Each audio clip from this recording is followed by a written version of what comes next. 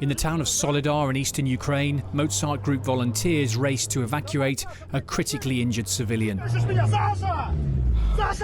Sasha, who was in his 40s, had been sitting outside having dinner with his mother when a Russian shell landed. But sadly, he was already, clearly going to die. But then we all want to believe he isn't, right? And so we raced him to the nearest field hospital. And you can see from the subsequent clip, you look out the windows, you can't hear so much, but you can certainly see the artillery, is still landing around us. But I think we were so single-minded to get this guy to help that it didn't really register. Sadly, we got there and the medics did a great job. They drained his chest and everything, but the real problem was head injury, and he had already died. Andrew's a retired US Marine colonel. He fought in the Iraq War and more recently led special operations missions against the Islamic State. He set up the Mozart Group, a counter to Russia's infamous Wagner Group, after Moscow's invasion, gathering together 30 other veterans, all volunteers, to come to Ukraine to train the military and rescue civilians. Any given day you can find Solidar by the big pall of smoke. You have to see it to believe it, Simon. I think you've seen the photographs and the footage, but still it's not quite the same as being in that city. You and I were brought up post-Second World War, hearing stories of Coventry and Dresden and Cologne, and this is how I envision Dresden. Every single building in that town has been badly damaged. The remaining population lives in cellars. Near the front line, most of the towns and villages are abandoned. The constant Russian bombardment reducing many to rubble. We're in Solidar. As you can hear, his chest getting pounded. But even here, Andrew and his team find people. Oh, thank God. Evacuation. Evacuation. Kramatorsk. Evacuation. No. What? Dude, you must come with us. Come with us. While some civilians still refuse to leave, for most, this is salvation.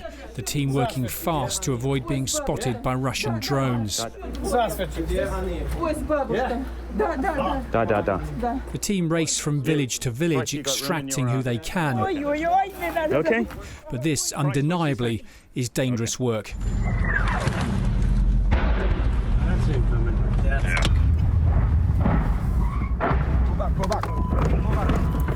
As that danger level keeps ratcheting up, more reach a decision point that they want to leave.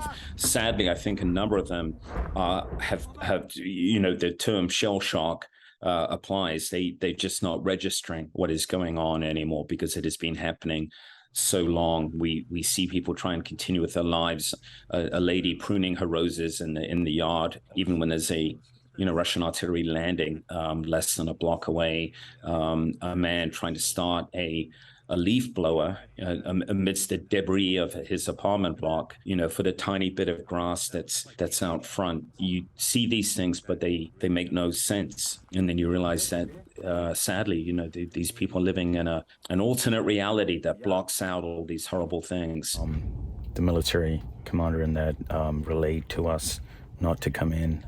He says it's so bad right now they can't get their wounded out. We have a process. It's not an infallible process. I'm not saying that it's armor plated, but nor are we reckless. Everything is a calculated risk. On the risk side, much higher than any of us have encountered in Western militaries. Yeah, I went through the Battle of Fallujah, which was the bloodiest battle since Kuwait City. And certainly had moments of terror there. But nothing quite like feeling the shriek of artillery coming down on you and not knowing when it's going to land. And you don't get used to that. Actually, the more it happens, the more jumpy you get, I've noticed. Recent weeks, Ukrainian forces launched a lightning counter-offensive, liberating the key eastern city of Izium and thousands of square kilometres of occupied territory. But Andrew is cautious. These things are not binary, right? So I'm concerned when I see euphoric articles in the Western media. Oh, yeah, the Russians are on the run, blah, blah, blah. Going north to south. The Russians have lost a lot of people, but that doesn't necessarily mean anything.